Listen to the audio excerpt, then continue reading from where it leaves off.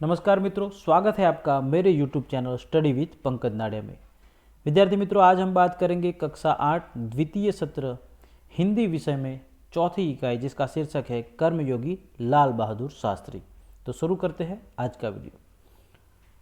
कर्मयोगी लाल बहादुर शास्त्री, यह जो निबंध है, यह जीवनी है, उसे लिखा है शंकर दयाल शर्मा ने। तो सबसे पहले हम लेखक का परिचय प्राप्त करेंगे और उसके बाद इस इकाई के बारे में चर्चा करेंगे।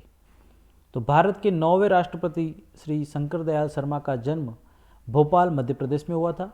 आपकी आरंभिक शिक्षा मध्य प्रदेश में हुई। आगे की पढ़ाई आपने क्रमशः आगरा, इलाहाबाद तथा लखनऊ विश्वविद्यालय में की तथा MA LLB की उपाधियाँ प्राप्त की। बाद में कैम्ब्रिज विश्वविद्यालय से PhD की उपाधि अर्जित की और वहीं पर 1 वर्ष तक प्रवक्ता रहे। तत्पश्चात भारत लौटकर आप राजनीति में सक्रिय हुए। विधायक और सांसद के रूप में आरंभ हुई आपकी राजनीतिक यात्रा राज्यपाल, उपराष्ट्रपति और राष्ट्रपति के सर्वोच्च पद पर जाकर समाप्त हुई। हिंदी और अंग्रेजी दोनों भाषाओं में आपने अनेक पुस्तकें लिखी, जिनमें से कुछ इस प्रकार है: देशमणि, हमारे पथ प्रदर्शक, प्रतिष्ठित भारतीय तथा हमारे चिंतन की मूलधारा।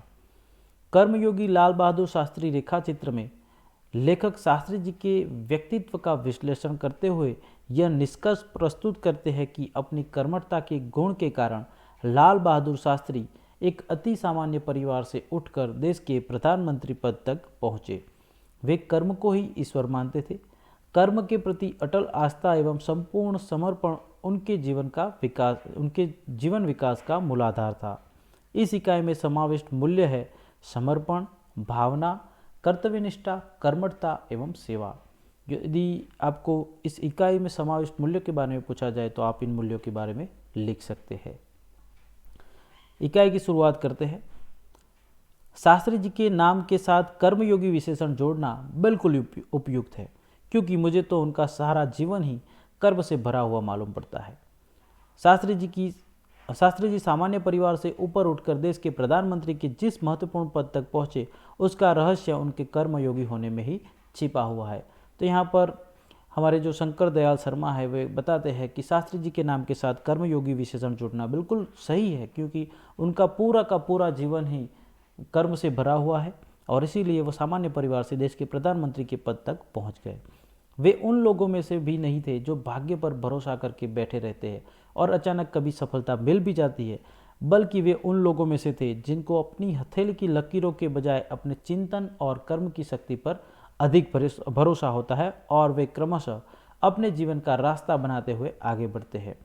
तो शास्त्री जी के बारे में बताते हैं शंकर दयाल शर्मा लेखक कि शास्त्री जी भाग्य पर या हथेली की लकीरों पर भरोसा करके बैठने वालों में नहीं थे। कई बार ऐसा होता है कि लोग अपने लक पर, अपने नसीब पर, भाग्य पर भरोसा करके बैठे रहते, कई बार सफलता मिल भी जाती है, लेकिन शास्त्री जी ऐसा नहीं मानते थे। वे इन चीज़ों के बजाय अपने चिंतन और कर्म पर, यानी कि कार्य करने की शक्ति पर अधिक भरोसा रखते थे और क्रमशः यानी धीरे धीरे वे अपने जीवन का रास्ता बनाते हुए आगे बढ़ते गए। शास्त्री जी के लिए कर्म ही ईश्वर था। तो ये बहुत बड़ी बात है कि शास्त्री जी के लिए कर्म ही ईश्वर था और इसके प्रति बिना किसी फल की आशा किए संपूर्ण भाव से समर्पित रहते थे। और शास्त्री जी बिना किसी फल की आशा के वे कार्य के प्रति समर्पित रहते थे। उनके लिए कर्म ही ईश्वर था। यहाँ तक कि जब भी उन्हें फल की प्राप्ति के अवसर मिले, तब भी उन्होंने उस और हमेशा उपेक्षित दृष्टि से ही देखा। जब भी उन्हें फल मिले या फल प्राप्त करने के अवसर मिले, तब भी उन्होंने हमेशा उस और उपेक्षा की दृष्टि से देखा। उनका जीवन दर्शन गीता के निष्काम कर्म योगी का प्रतिरूप था। उनका जीवन दर्शन था गीता के निष्काम कर्म योगी का प्रतिरूप। इसलिए मैं समझता हूँ कि उन्हें केवल कर्मयोगी के बजाय निष्काम कर्मयोगी कहना अधिक उपयुक्त होगा। तो वो फल की अपेक्षा नहीं रखते थे। प्रश्न पूछा जाता है कई बार कि शास्त्री जी को निष्काम कर्मयोगी कहना उचित है, क्यों?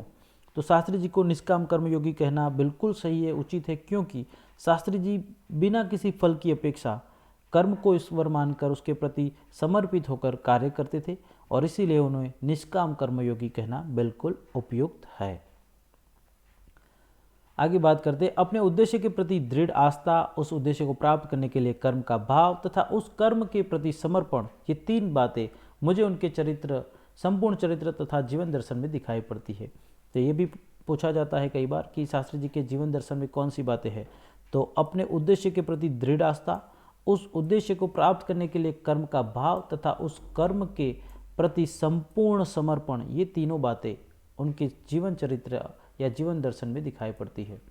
अपने एक भाषण में उन्होंने इसी तरह के विचार व्यक्त करते हुए कहा था, यहाँ तक कि भले ही आप राजनीतिक क्षेत्र या सामाजिक क्षेत्र या किसी अन्य क्षेत्र में कार्य करते हैं, यदि आप उसमें सफल होना चाहते हैं, अपने दायित्व को पूरी तरह से निर्वाह करना चाहते हैं, दायित्व यानी कि जिम्मेदारियों को निर्वाह करना चाहते हैं, जिम्मेदारियां निभाना चाहते हैं, तो आपके कार्य और समर्पण तथा भक्ति और कर्म में समन्वय होना चाहिए। यानी कि आप जो कार्य करते हैं उसके प्रति आपको समर्पित होना चाहिए। आप जो कर्म करते हैं या आप जो भक्ति करते हैं, यानी कि भक्ति करने का तात्पर्य यहाँ पर आप जो कर्म करते हैं उसी की आपको भक्ति करनी चाहिए। ये सारा समन्वय होगा तब जाके आप सफल होंगे, और यदि आपने इतना कर लिया तो आपकी सफलता निश्चित हो जाती है। मैं शास्त्री जी की सफलता का रहस्य उनके इसी महत्वपूर्ण चिंतन को मानता हूँ या चिंतन में मानता हूँ। साथ ही यह भी मानता हूँ कि किसी भी व्यक्ति, समाज और देश के विकास का रहस्य भी इसी भक्ति और कर्म के सिद्धांत में निहित है। तो लेखक कहते हैं कि शास्त्री जी की सफलता का रहस्य इसी महत्वपूर्ण चिंतन में था कि यदि आप कर्म करना चाहे तो आपको सफलता प्राप्त करनी है तो आपको उस कर्म के प्रति समर्पित होना पड़ेगा, आपको कार्य के प्रति समर्पित होना पड़ेगा, उसे ईश्वर मानना पड़ेगा, उसके प्रति आपका भक्ति भाव होना चाहिए तब, और इन सारी चीज़ों का समन्वय होना चाहिए, तब जाके आप सफल हो सकते हैं। और साथ ही लेखक का मानना है कि किसी भी व्यक्ति हो या समाज हो या देश के विकास में भी इसी तरह की भक्ति और कर्म के सिद्धांत का होना आवश्यक है, उसका विकास तभी हो सकता है। शास्त्री जी का संपूर्ण जीवन श्रम, सेवा, सादगी और समर्पण का अनुपम उदाहरण है। तो पूरा जीवन उनका श्रम यानी कि कार्य करना, सेवा करना, सादगी से जीना और समर्पित रहना, ये अनुपम उदाहरण है उनका पूरा जीवन। उनके ये गुण केवल उनके कार्यों और विचारों में ही अभिव्यक्ति नहीं पाते, बल्कि उनको देखने से ही इन सभी भावों का एहसास हो जाता था। उनके अपने व्यक्तित्व में विचारों का अनोखा समन्वय था। वे जो कुछ कहते थे वही करते थे, जो कुछ भी करते थे वह एकमात्र राष्ट्र लाभ की भावना से प्रेरित होकर करते थे। यानी कि शास्त्री जी जो कहते थे वो करते थे, और जो करते थे वो सब कुछ देश हित के लिए, राष्ट्र लाभ की भावना से प्रेरित होकर करते थे। मुझे लगता है कि यह उनके चरित्र की बहुत बड़ी विशेषता थी, जिसके कारण देशवासी उन पर इतना अधिक विश्वास करते थे और उन्हें चाहते भी थे। तो देशवासी उन पर विश्वास क्यों करते थे, या उनके व्यक्तित्व की, उनके चरित्र की बहुत बड़ी विशेषता क्या थी? तो जो कुछ वो कहते थे वो करते थे, और जो भी करते थे वो राष्ट्र लाभ के लिए, राष्ट्र हित के लिए, देश हित के लिए करते थे, और यही उनके चरित्र की बहुत बड़ी विशेषता थी, और लोग इसीलिए उन पर विश्वास करते थे और उन्हें चाहते भी थे। पंडित नेहरू जी की समृद्ध राजनीतिक विरासत को संभालना और उसे आगे ले जाने का काम कम कठिन नहीं था, लेकिन देश ने उस समय यह साफ साफ देखा कि उसे संभालने की ताकत शास्त्री जी में ही है, और शास्त्री जी ने अपने निर्मल चरित्र और दृढ़ संकल्प शक्ति द्वारा देश की इस आकांक्षा को भी पूरा किया। तो पंडित जी की जो राजनीतिक विरासत थी उसे संभालना इतना आसान नहीं था, लेकिन देशवासियों ने शास्त्री जी पर विश्वास किया, और शास्त्री जी ने भी देशवासियों की आकांक्षाओं को अपने निर्मल चरित्र के द्वारा पूर्ण किया। शास्त्री जी की एक सबसे बड़ी विशेषता यह भी थी कि वे सामान्य परिवार में पैदा हुए थे, परिवार में ही उनकी परवरिश हुई, और जब वे देश के प्रधानमंत्री जैसे महत्वपूर्ण पद पर पहुंचे तब भी वह सामान्य ही बने रहे। तो ये एक बहुत बड़ी विशेषता थी उनके जीवन की। यहाँ पर आप देख सकते हैं शास्त्री जी बिल्कुल सरल, आजकल के आप जो प्रधानमंत्री या नेता होते हैं उन्हें देखिए, और ये शास्त्री जी को देखिए, कितना सरल व्यक्तित्व दिख रहा है, आप छवि से, चित्र से देख सकते हैं। विनम्रता, सादगी और सरलता उनके व्यक्तित्व में एक विशिष्ट प्रकार का आकर्षण पैदा करते थे। उनके व्यक्तित्व में विनम्रता, सादगी और सरलता था, और यह उनके व्यक्तित्व में एक विशिष्ट प्रकार का आकर्षण पैदा करते थे। इस दृष्टि से शास्त्री जी का व्यक्तित्व बापू के अधिक करीब था, यानी कि महात्मा गांधी जी के अधिक करीब था, और कहना न होगा कि बापू से प्रभावित होकर ही उन्होंने सन 1921 में अपनी पढ़ाई छोड़ी थी। बापू से गांधी जी से इतने प्रभावित थे कि सन 1921 में उन्होंने अपनी पढ़ाई छोड़ दी थी बापू से प्रभावित होकर। शास्त्री जी पर भारतीय चिंतकों डॉक्टर भगवान दास तथा बापू का कुछ ऐसा प्रभाव रहा कि वह जीवन भर उन्हीं आदर्शों पर चलते रहे तथा औरों को इसके लिए प्रेरित भी करते रहे। तो भारतीय चिंतकों में से डॉक्टर भगवान दास और महात्मा गांधी जी का कुछ ऐसा प्रभाव उनके जीवन पर पड़ा कि वो आजीवन शास्त्री जी उन्हीं पर चलते रहे और लोगों को भी ऐसे आदर्शों पर चलने के लिए प्रेरित भी करते रहे। शास्त्री जी के संबंध में मुझे बाइबल की वह उक्ति बिल्कुल सही जान पड़ती है कि विनम्र ही पृथ्वी के वारिस होंगे, यानी कि जो बाइबल में एक उक्ति है कि जो विनम्र होंगे वे पृथ्वी के धरती के वारिस होंगे। तो ये उक्ति शास्त्री जी के बारे में बिल्कुल सही मालूम पड़ती है। शास्त्री जी ने हमारे देश के स्वतंत्रता संग्राम में तब प्रवेश किया था जब वे एक स्कूल में विद्यार्थी थे और उस समय उनकी उम्र केवल 17 वर्ष की थी। गांधी जी के आह्वान पर वे स्कूल छोड़कर बाहर आ गए थे। इसके बाद काशी विद्यापीठ में उन्होंने अपनी शिक्षा पूरी की। उनका मन हमेशा देश की आज़ादी और सामाजिक कार्यों की ओर लगा रहा और परिणाम यह हुआ कि सन 1926 में वे लोक सेवा मंडल में शामिल हो गए। तो कई बार पूछा जाता है कि शास्त्री जी लोक सेवा मंडल में कब शामिल हुए, तो 1926 में लोक सेवा मंडल में शामिल हुए, जिसके वे आजीवन सदस्य भी रहे। इसमें शामिल होने के बाद से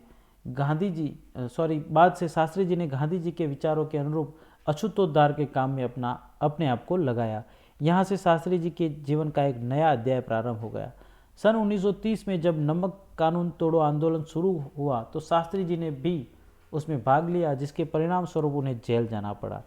तो सन 1930 में नमक कानून तोड़ो आंदोलन जब हुआ, दांडी यात्रा हुई, तो उस समय उन्होंने उसमें भाग लिया और उसके परिणामवश उन्हें जेल में भी जाना पड़ा। यहाँ से शास्त्री जी की जेल यात्रा की शुरुआत हुई तो वह सन 1942 के भारत छोड़ो आंदोलन तक निरंतर चलती रही। यानी कि वहाँ से उन्होंने जेल यात्रा शुरू की, यानी कि जेल में जाने का सिलसिला चालू हुआ तो 1942 के भारत छोड़ो आंदोलन तक निरंतर चलता रहा। इन 12 वर्षों के दौरान वे 7 बार जेल गए।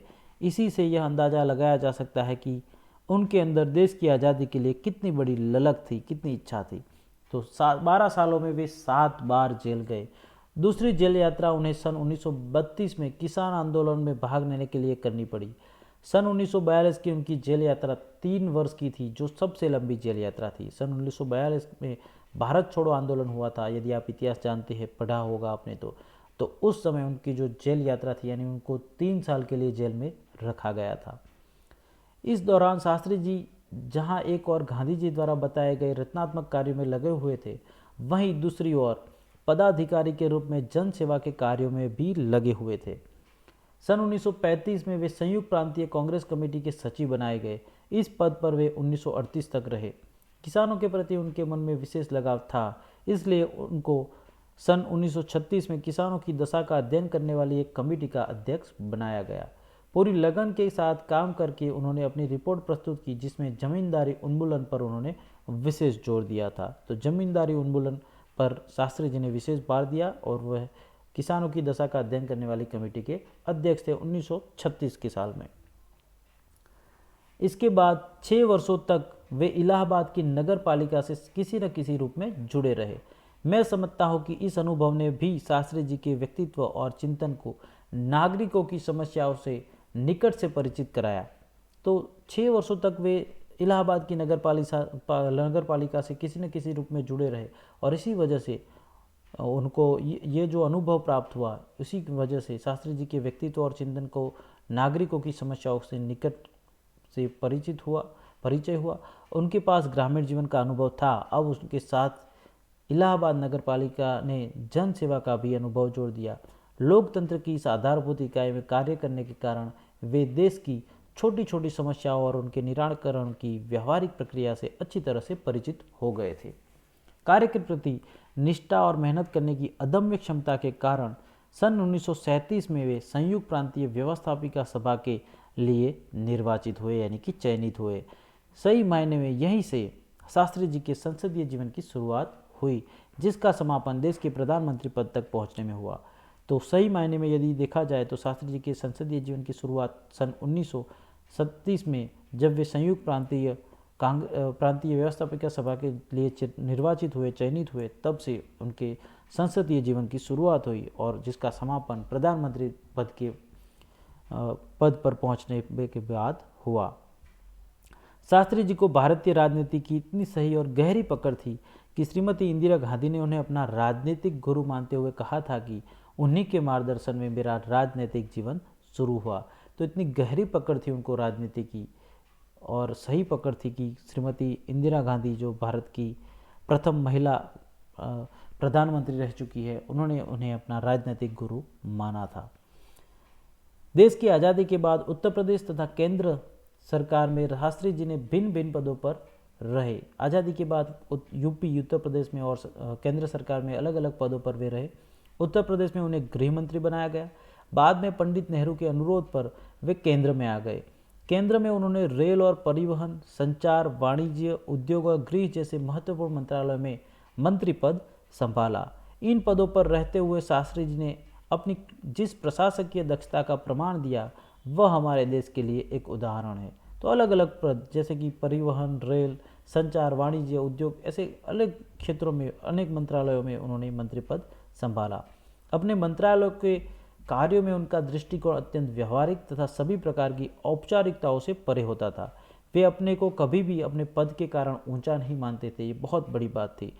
आजकल हम देखते हैं कि छोटे से छोटा मंत्री भी अपने आप को बहुत बड़ा मानता है, लेकिन शास्त्री जी प्रधानमंत्री होने के बाद भी अपने को कभी भी अपने पद के कारण ऊंचा नहीं मानते थे।